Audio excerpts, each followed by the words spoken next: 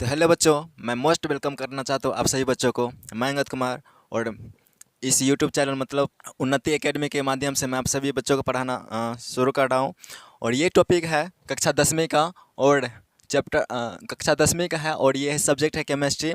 और इससे जो भी पूछा जाएगा अब इससे जो भी सब्जेक्ट पूछा गया है अभी तक में और जो भी पूछा जाएगा वो सभी हम यहाँ पे लिखे हैं। कुछ कुछ इंपॉर्टेंट क्वेश्चन जो है जैसे बोर्ड परीक्षा कैसे लेता है परीक्षा में, और उस तरह का टॉपिक हम आप लोगों को लिए हैं जो कि बहुत ही अच्छा टॉपिक है।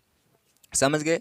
तो ये है केमिस्ट्री का चैप्टर नंबर 1 से जो कि VVI है, मोस्ट इम्पोर्टेंट क्वेश्चन है, VVI है ना। और 2020 में पूछा गया था, 2022 में पूछा गया था, आप लोग देख सकते हैं इसको। और यहाँ पे पहला क्वेश्चन जो होता है सब्जेक्टिव का, जो लघु उत्तरीय प्रश्न में पूछा जाता है, जो सभी बच्चों को डर पसर रहता है कि केमिस्ट्री में क्या हाल होगा। कुछ नहीं होने वाला है, ध्यान से इस क्वेश्चन को देख ले, कॉपी पे उतार ले और इसको पढ़ ले, आराम से हो जाएगा, कोई दिक्कत की बात नहीं है। यहाँ पर देखिए पहला है, हम यहाँ पर पढ़ाने वाले टॉपिक वन शॉट के लिए ये ले रहे हैं कि रासायनिक अभिक्रिया के प्रकार। पिछले वीडियो में आप लोगों को बता दिए थे रासायनिक समीकरण क्या होता है, रासायनिक अभिक्रिया क्या होता है। तो इस वीडियो में आप लोग को बताने वाले हैं क्या कि रासायनिक अभिक्रिया के प्रकार। पहला पहला प्रकार देख लेते हैं क्या कि रासायनिक संयोजन अभिक्रिया क्या होता है। संयोजन अभिक्रिया का दूसरा नाम होता है संश्लेषण अभिक्रिया। क्या नाम होता है बच्चा? संश्लेषण अभिक्रिया होता है। देखिए संश्लेषण अभिक्रिया होता है क्या या वियोजन अभिक्रिया होता है क्या? तो ध्यान से देखिए, यहाँ पे हम लिखे हैं क्या कि संयोजन अभिक्रिया होता है क्या कि वैसी रासायनिक अभिक्रिया जिसमें दो या दो से अधिक पदार्थ मिलकर एक नए पदार्थ का निर्माण करते हैं। समझ, यहाँ पे हम ये लिखे, आसान भाषा, हम पूरा सरल भाषा हम ये लिखे हैं कि वैसी रासायनिक अभिक्रिया जिसमें दो या दो से अधिक पदार्थ मिलकर एक नए पदार्थ का निर्माण करते हैं, उसे हम क्या नाम देते हैं? संयोजन या संश्लेषण अभिक्रिया कहते हैं। समझ गए? और यहाँ पर उदाहरण आप लोग दिए हैं क्या कि यहाँ देख सकते हैं C+ में O2, C+में O2 क्या मिलकर बनेगा? CO2। यहाँ पर हम आप लोग को बता दे रहे हैं कि यहाँ पर लिखे हैं एक या यहाँ पर लिखे दो या दो से अधिक पदार्थ मिलकर एक नए पदार्थ का निर्माण करते हैं। यहाँ हम देख सकते हैं बच्चा जी कि C+ में O2 मिलकर क्या बनाएगा? CO2 बनाएगा। क्या बनाएगा? CO2, एक नया पदार्थ बन गया। इसी को हम क्या नाम देंगे? संयोजन अभिक्रिया या क्या नाम देंगे? संश्लेषण अभिक्रिया। समझ गए? और यहाँ पर दूसरा होता है मोस्ट इंपॉर्टेंट क्वेश्चन है कि वियोजन रासायनिक अभिक्रिया किसे कहते हैं। ये अब परीक्षा में आने वाला है। समझे? यहाँ पे परीक्षा में यही VVI है। और यहाँ पे होता है क्या कि वियोजन रासायनिक अभिक्रिया किसे कहते हैं, और इसी का दूसरा नाम जो होता है ना अपघटन कर देता है। क्या कर देता है? अपघटन अभिक्रिया। यहाँ आप देख सकते हैं अपघटन अभिक्रिया। तो कोई नहीं वियोजन पूछे या नहीं तो अपघटन पूछे, सेम होता है, सेम क्वेश्चन होता है, दोनों एक ही होता है।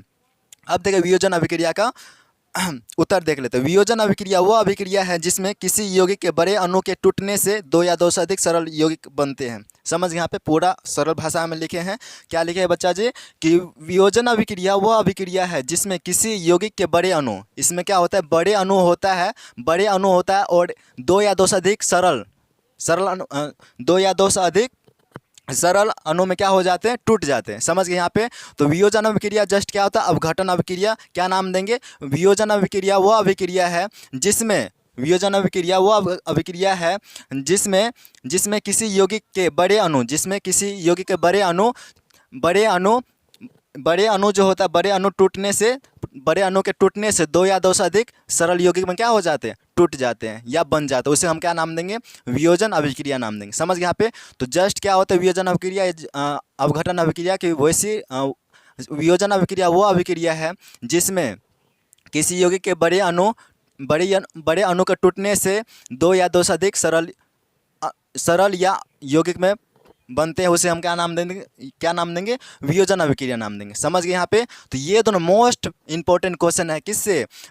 जो भी बिहार बोर्ड पूछा जाएगा उससे। समझ, यहाँ पे मोस्ट इंपॉर्टेंट क्वेश्चन कह सकते हैं कि संयोजन अभिक्रिया क्या है, इसी का दूसरा नाम होता है संश्लेषण। फिर यहाँ पे वियोजन अभिक्रिया क्या है या इसी का नाम क्या होता है? अपघटन अभिक्रिया। समझ गए? अब देखिए यही तो नहीं, ये 5 नंबर पूछता है। समझे? यहाँ पे ये 5 नंबर पूछता है। अब देखिए कौन कौन सा क्वेश्चन पूछने वाला है 5 नंबर में। पहला देख लिए संयोजन अभिक्रिया और दूसरा क्या देख लिया? वियोजन अभिक्रिया। अब देखिए जो पूछा जाएगा 5 नंबर में जो पूछेगा वो 4 ठो देगा डिफिनेशन लिखने के लिए। अब देखिए वो क्या क्या शब्द देगा, इधर लिख देते हैं।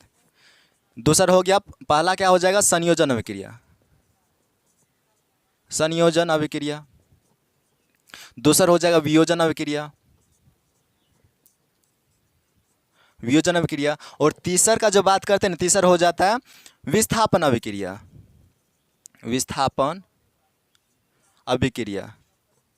और चौथा का जो बात करते हैं द्विविस्थापन अभिक्रिया। विस्थापन,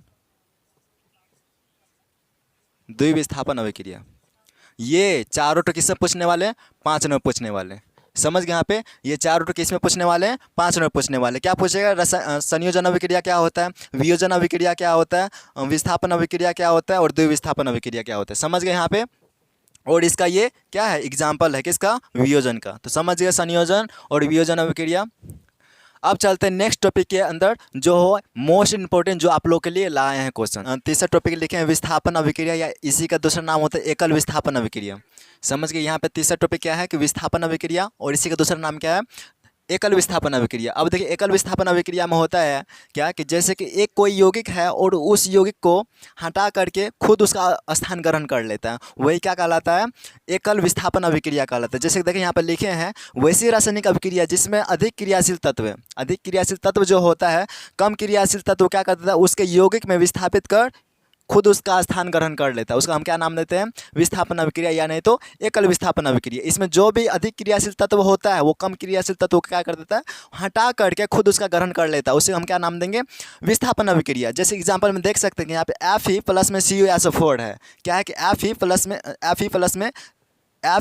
में CuSO4 है। ये Fe क्या है कि कम क्रियाशील क्या है? इसमें Cu है, और अधिक क्रियाशील क्या है?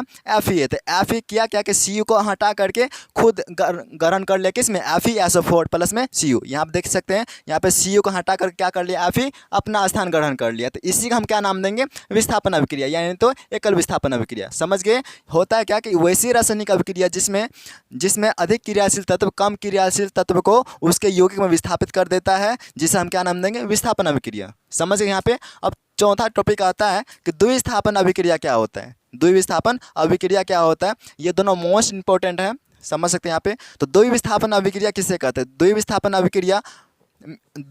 अभिक्रिया में दो यौगिक अपने आयनों का आदान प्रदान करके दो नए यौगिक का क्या कर देता है? निर्माण करता है। इसमें क्या होता है कि अपने परमाणु क्या कर देता है? आदान प्रदान करता है। उसी को हम क्या नाम देंगे? द्विविस्थापन अभिक्रिया। यहाँ पे देख सकते हैं द्विविस्थापन अभिक्रिया में दो यौगिक अपने आयनों का आदान प्रदान करके दो नए यौगिक का क्या कर देता है? निर्माण करता है। जैसे कि देख सकते हैं यहाँ पे XY है, फिर प्लस में AB है। इन दोनों को अभिक्रिया जब होगा तो क्या हो जाएगा? X जो होगा B से मिल जाएगा, और Y जो होगा किससे मिल जाएगा? A से मिल जाएगा। तो XY प्लस में AB से जब अभिक्रिया करवाएंगे तो XB प्लस में AY हो जाएगा। यहाँ पे एग्जांपल देख सकते हैं NaCl। क्या है यहाँ पे? NaCl प्लस में AgNO3 है। फिर यहाँ पे Na करेगा क्या कि Na जो होगा NO3 क्या कर लेगा? अभिक्रिया, और Cl जो होगा किससे अभिक्रिया कर लेगा? Ag से अभिक्रिया कर लेता है। तो यही जो एग्जाम्पल होगा वो क्या हो जाएगा? द्विविस्थापन अभिक्रिया का एग्जाम्पल हो जाएगा। समझ गए? अभी आप लोग बताएं, ये जो पूछेगा ना 2 मार्क में पूछेगा, या नहीं तो 5 मार्क में पूछ सकता है। कैसे कि देख सकते हैं यहाँ पे पहला पूछ देगा संयोजन अभिक्रिया क्या होता है, संयोजन पूछ लेगा, या नहीं तो वियोजन पूछ लेगा। देखिए 5 नंबर का ये पूछेगा संयोजन अभिक्रिया, फिर वियोजन अभिक्रिया, फिर यहाँ पे पूछ लेगा क्या? विस्थापन अभिक्रिया, विस्थापन, या नहीं तो द्विविस्थापन। ये 4 ठो मोस्ट इंपॉर्टेंट है। देखिए 5 नंबर ये पूछ देगा कि चारों ठो का डिफिनेशन दे और उसका उदाहरण बताएं। समझ सकते हैं? 4 नंबर क्या, 5 नंबर क्या पूछेगा? संयोजन अभिक्रिया क्या है, वियोजन अभिक्रिया क्या है, विस्थापन अभिक्रिया क्या है, या द्विविस्थापन अभिक्रिया क्या है, इसका उदाहरण देकर समझाए। ये 5 नंबर पूछेगा। यानी तो 2 नंबर में जो पूछेगा क्या पूछेगा कि विस्थापन अभिक्रिया क्या है या एकल विस्थापन अभिक्रिया क्या है, उदाहरण देकर समझाए। या फिर पूछ देगा द्विविस्थापन अभिक्रिया क्या है, उदाहरण देकर समझाए। समझ गए आप लोग? तो इस तरह से जो क्वेश्चन पूछेगा बिहार बोर्ड का, इस तरह का पूछेगा। अब 5 नंबर पूछेगा तो क्या पूछेगा? यहाँ पे संयोजन अभिक्रिया, वियोजन अभिक्रिया, फिर विस्थापन अभिक्रिया, या नहीं तो द्विविस्थापन अभिक्रिया। ये 5 नंबर पूछेगा, यानी 2 नंबर तो इस तरह से पूछेगा। समझ गए आप लोग? तो इसी के साथ मैं वीडियो को समाप्त करता हूँ। आशा है कि आप लोग समझ गए होंगे और आप लोग लिख लिए होंगे। सभी को जय हिंद।